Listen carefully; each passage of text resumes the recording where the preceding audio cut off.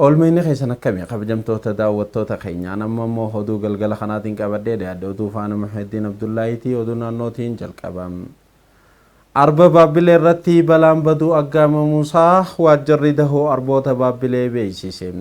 Iddoon dahoo arbootaa kun qubsuma seeraan alaatii fi weerara lafaatiif saaxilamuusaatiin arboonni balaa keessa jiru jedhe waajjirichi. Waa'illi keenya faamiziyaat gama simaluudhaan oduu itti aanu isin biraan ga'am. Dahoon arba Baabbilee akka lakkoofsa faranjoota bara 1970tti ture kan hundeeffame.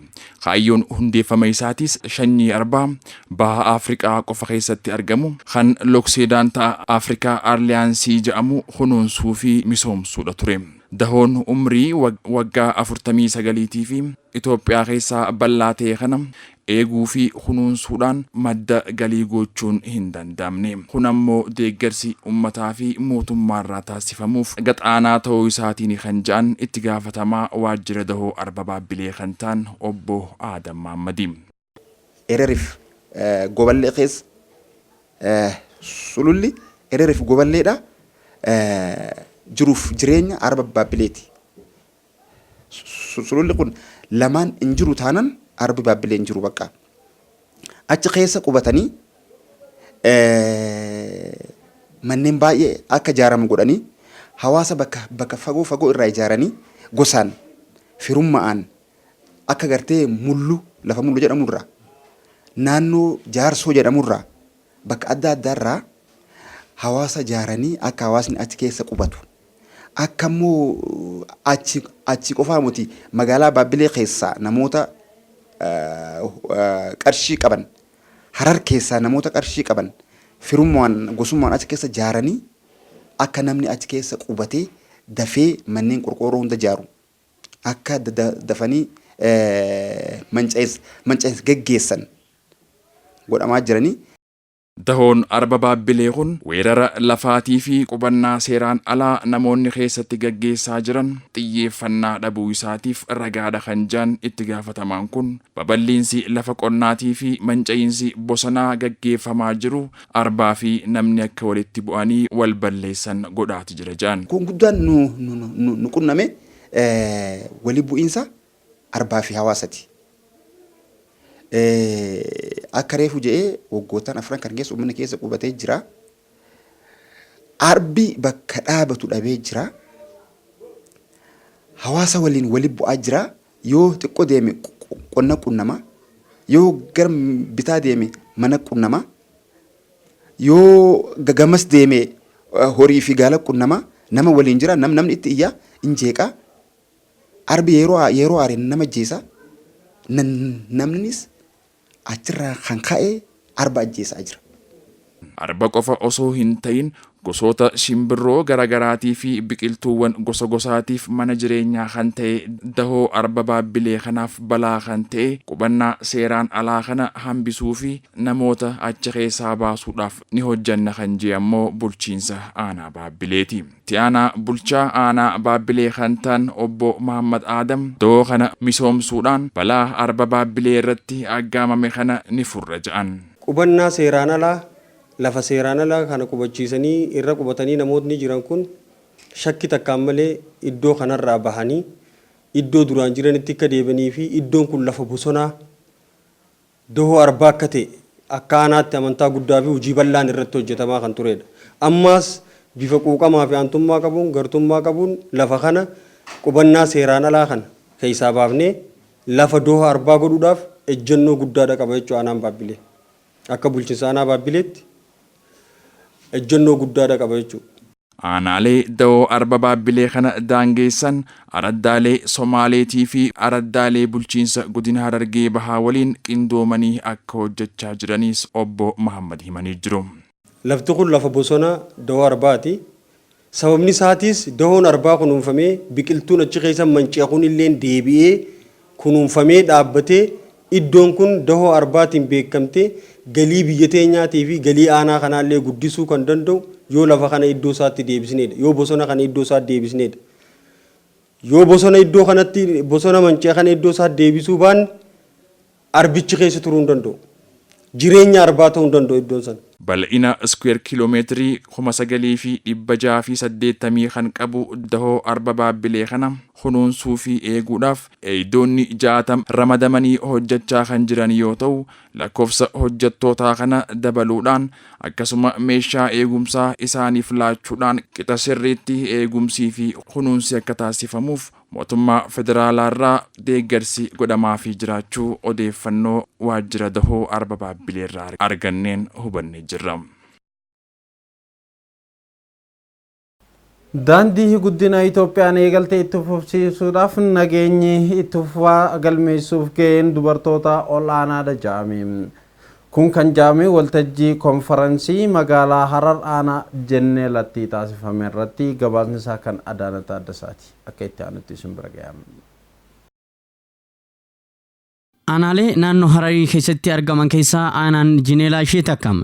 Aanichatti bulchiinsi gaariin akka jiraatu gochoota seeraan ala hambisuu fi nagaan bobba'anii galuu hawaasaa itti fufsiisuudhaaf hojiileen garaagaraa hojjetamaa jiru. Lammiilee aanicha keessa jiraatan dhaabbilee garaagaraatirraa walitti baba'aniif leenjiin dhimma nageenyaa irratti kennameefiira. Bulchaa aanichaa kan ta'an obbo Abdii Limaay haasaa baniinsaa taasisaniin akka jedhanitti biyya teenyaa fi nageenyi barbaachisaadha. Kanaaf immoo waltajjiin akkanaa qophaa'uun isaas barbaachisaa fi murteessaadha jedhan. Nageenya itti fufiinsa qabu mirkaneessuudhaaf hundi keenya mataa keenyarraa eegallee irratti hojjechuu qabna. Keessattuu abbootiin amantaa xiyyeeffannoon irratti hojjechuu qabu jechuudhaan waamicha isaanii dhiyeessaniiru.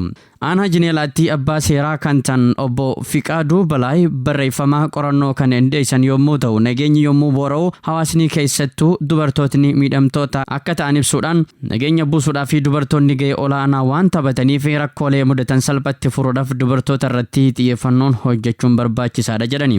Gaheen dubartoota nageenya mirkaneessuu keessatti baay'ee murteessaa waan ta'eef jecha dubartoota irratti bal'inaan hojjechuun nageenya mirkaneessuun ni danda'ama jedhameera.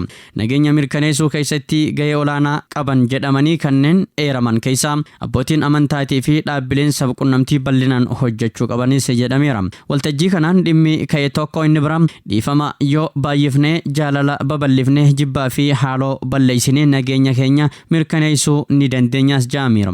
Fuulduraafis xiyyeeffannoon irratti hojjetamuu qaba kallattii jedhamu keessaa dargaggoonni gara amantiitti yoo deebi'an amantaan hundi nageenya barsiisu waan ta'eef nageenya mirkaneessuun ni danda'amas jedhameera. Dargaggootaas ta'e namni kamiyyuu miidiyaalee hawaasaa sirnaan fayyadamuun balaa gama kanaan dhufuu danda'u hambisuudhaa fi hooggansiinis uummata isaa itti gaafatamummaadhaan tajaajiluu qaba jedhaniiru. Fuulduraafis waltajjiileen garaagaraa hawaasa hirmaachisee nageenya irratti akka qophaa'u yaadameera jechuudhaan waahila keenya Adaana Taaddasaatu gabaase.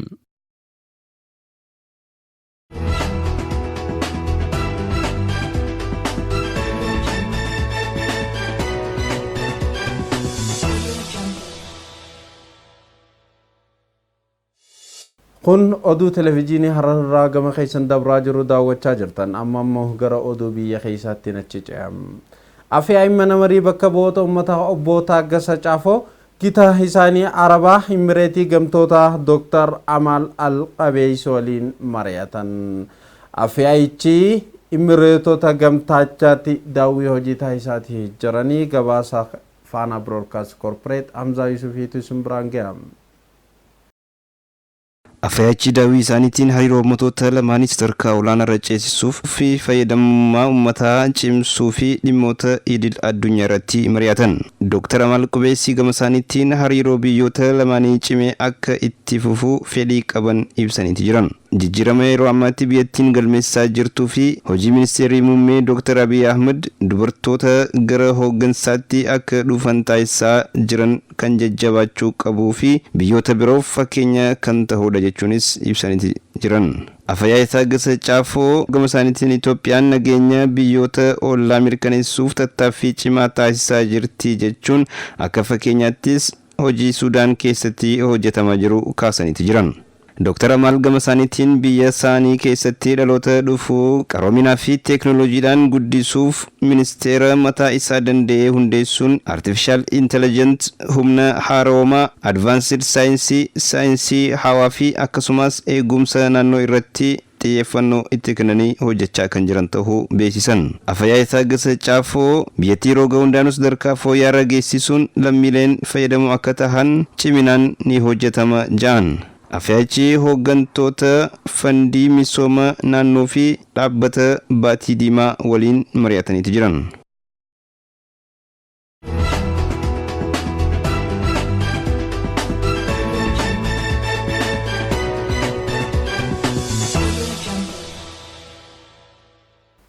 amma immoo oduu biyya alaarra geenye jirra.